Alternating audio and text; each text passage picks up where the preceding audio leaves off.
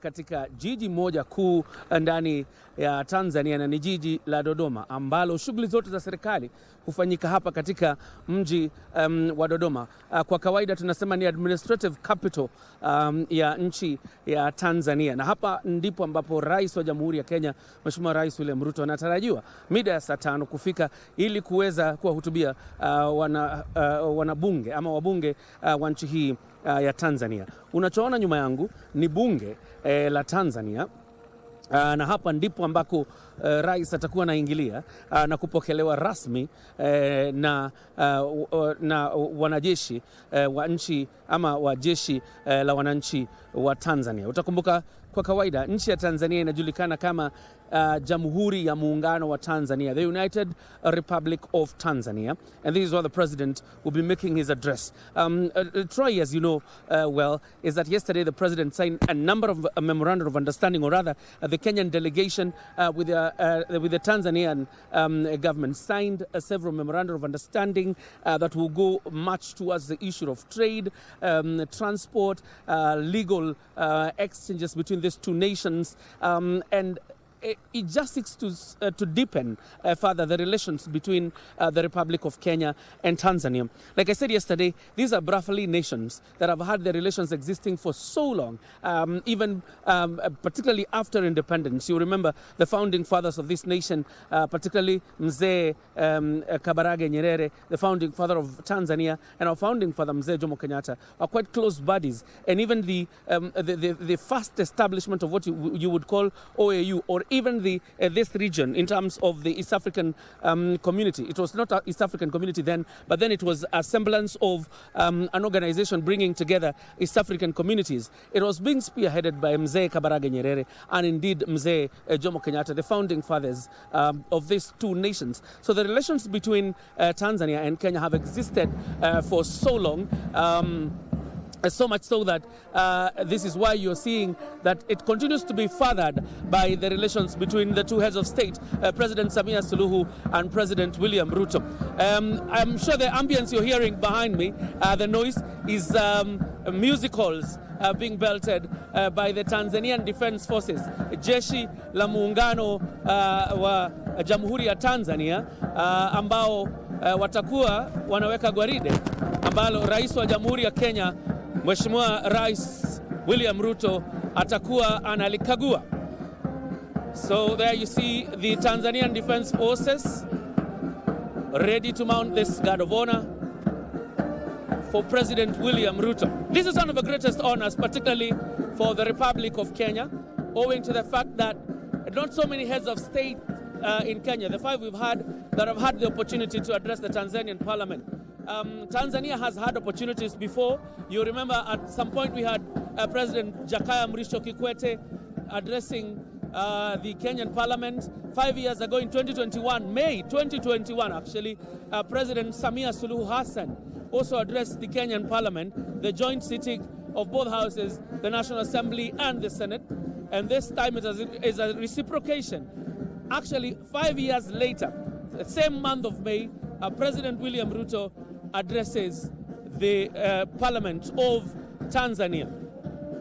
And there are several issues on card about deepening trade and relations, particularly bilateral relations between these two nations, something that was underscored yesterday by President William Ruto and his host, or rather the president and his host, that is President Mama Samia Suluhu Hassan, talking about the relations between these two nations and why they need to be deepened further, particularly even on issues of extractive minerals, because Kenya has a substantial amount of extractive minerals, so does Tanzania. And you know there's been a plan in the pipeline, particularly on the extension of the gas pipeline coming through Mombasa. And you remember the president was put to task yesterday by his host also to explain the plans the East African community has in terms of establishing that in a place called Tanga.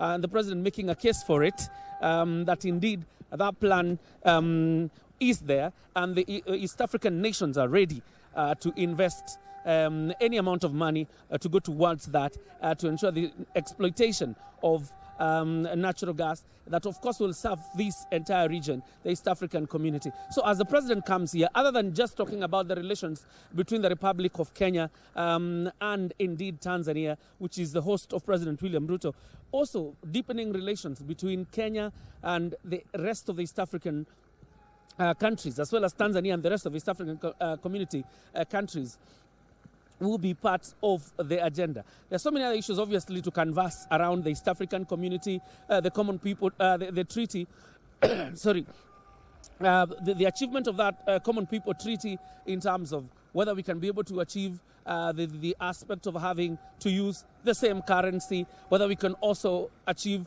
the aspect of a political federation as an East African community. Those are some of the issues, again, to be canvassed here. And why the Tanzanian Parliament is critical is because some of this legislation requires the input of Parliament or the input of a legislature, so that once that treaty is adopted here, it is also adopted in Kenya, in Kenya's parliament, is also adopted in Uganda's parliament, is adopted in Rwanda's parliament, is adopted in Somalia's parliament, in South Sudan's parliament, and even DRC, which is also a member of the East African community.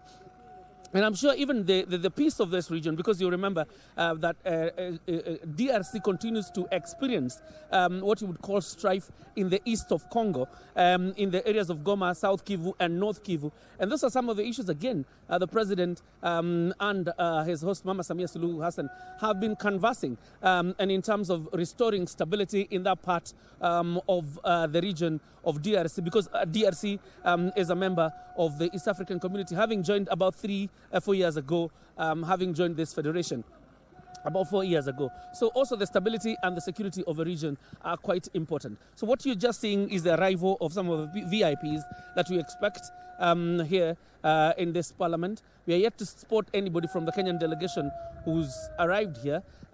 We could have missed them, but then once we see some of them, we'll be able to talk to some of them and, you know, get to understand the significance of the address by the president. It's a significant move, like I said at the beginning of this broadcast, because a head of state, any head of state, a foreign head of state, getting the honor of addressing a parliament of his host state is quite significant in itself, even without going into the idea of what is to be discussed. Itself, of a foreign head of state addressing a parliament in the host country is one of the biggest honors any visiting head of state can actually be accorded by his host, and that is what is going to happen here. So I believe this is the Tanzanian army formation, or rather information. This is what President William Ruto will inspect once he is in these grounds. The address is scheduled for anytime from 11. So we're keeping tabs on it and our eyes all over and all over the Parliament of the Peoples of the United Republic of Tanzania for the cause of ensuring that we get every historic moment and covering it as should. You remember last week on Thursday, the Speaker of the Parliament here in Tanzania announced to members of Parliament amidst great cheering that indeed the President will be addressing Parliament today, and the day is here. This is when President William Ruto gets the greatest honor of addressing the Tanzanian Parliament. We're still monitoring the situation here. Once we see the Kenyan delegation, particularly the Prime Cabinet Secretary, because he also doubles up as the Minister for Foreign Affairs, or the Cabinet Secretary for Foreign Affairs. He's well versed, obviously, with these issues, and will be able to tell us the significance of this visit, the significance of this address, because other than just addressing Parliament, the President is here on a 2-day state visit that concludes later today when he comes back, or rather goes back to Kenya. So if we are able to get in touch with the Prime Cabinet Secretary, he'll be able to break it down to us in a perfect manner in terms of what this visit really means for the Republic and what are the exact gains that the President will be taking back to Kenyan soil. For now, I'll hand you back to Ben Troy Njue in Parliament. Our eyes are in Parliament as we await for the arrival of President William Ruto.